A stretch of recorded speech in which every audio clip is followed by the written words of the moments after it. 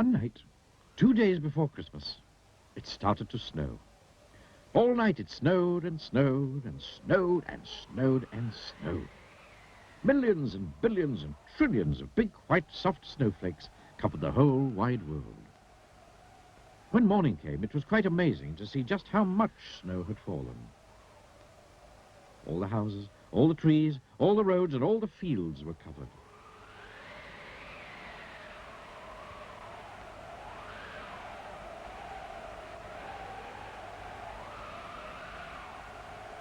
It was almost as if a huge white blanket had been gently laid over everything. Everywhere you looked was white. And then the sun came out. And so did the children. They were all dressed up and muffled up, wearing scarves and woolies and gloves and boots so that they wouldn't catch cold. All the children were so excited to see so much snow, which isn't surprising, really, because there was more snow than there'd ever been before.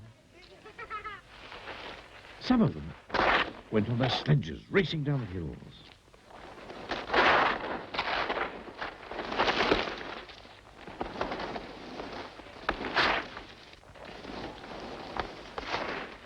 Some of them, who didn't have sledges, threw snowballs at each other.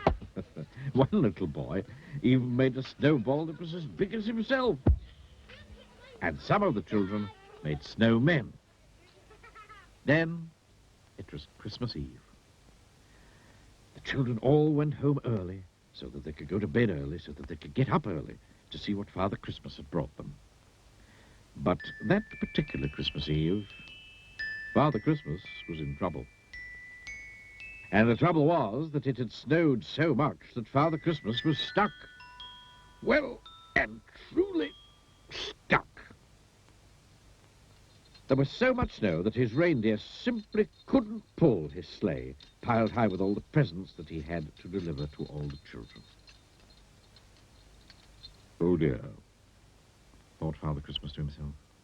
Oh, dear me. What am I to do? He sat down on his sack of toys and thought how he could manage to deliver all the presents to all the children before they woke up on Christmas morning. Oh, dear. Oh, dear me. He said out loud and sighed. Now, it just so happened that Father Christmas had got himself stuck just beside a snowman which one of the children had built. And that gave him an idea. A good idea. A very good idea.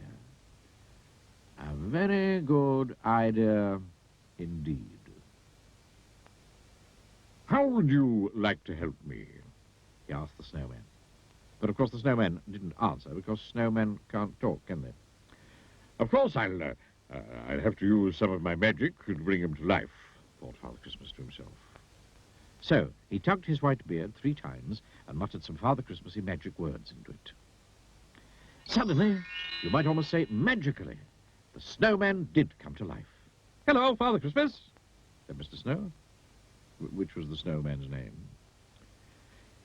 You look sort of stuck, if you ask me, which you haven't, but I'll say so anyway. And if you ask me again, I'd say you need a sort of helping hand, if you know what I mean, which you probably do, because that's probably why you brought me to life, which you certainly did. So can I be of any assistance? Mr. Snow, you might have gathered, was a rather talkative sort of snowman. Exactly, beamed Father Christmas. Let's get started. And start they did. Mr. Snow gave Father Christmas an enormous push, and off they went.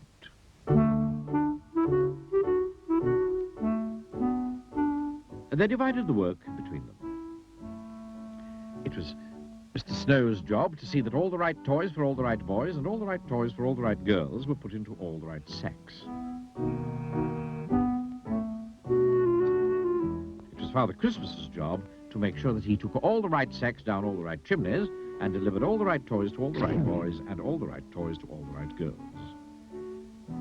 Mr. Snow and Father Christmas made sure that Susan got her teddy bear. Mr. Snow and Father Christmas made sure that Peter got his train.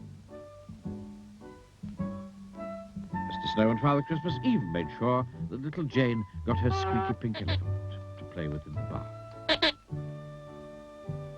And then, all of a sudden, they discovered that between them, they'd finished. Oh, I'd like to thank you very much indeed for helping me deliver all the right toys to all the right boys, said Father Christmas, shaking Mr. Snow by the hand. No, not forgetting all the right toys to all the right girls, replied Mr. Snow, shaking Father Christmas by the hand. And now, I'd better turn you back into a snowman again, said Father Christmas. Thank you again. And goodbye. My pleasure, smiled Mr. Snow. And do you know, from that Christmas to this Christmas, Father Christmas always chooses a snowman to help him. So, if you ever build a snowman, you'd better make sure that you build him properly. Because who knows? He might be Mr. Snow.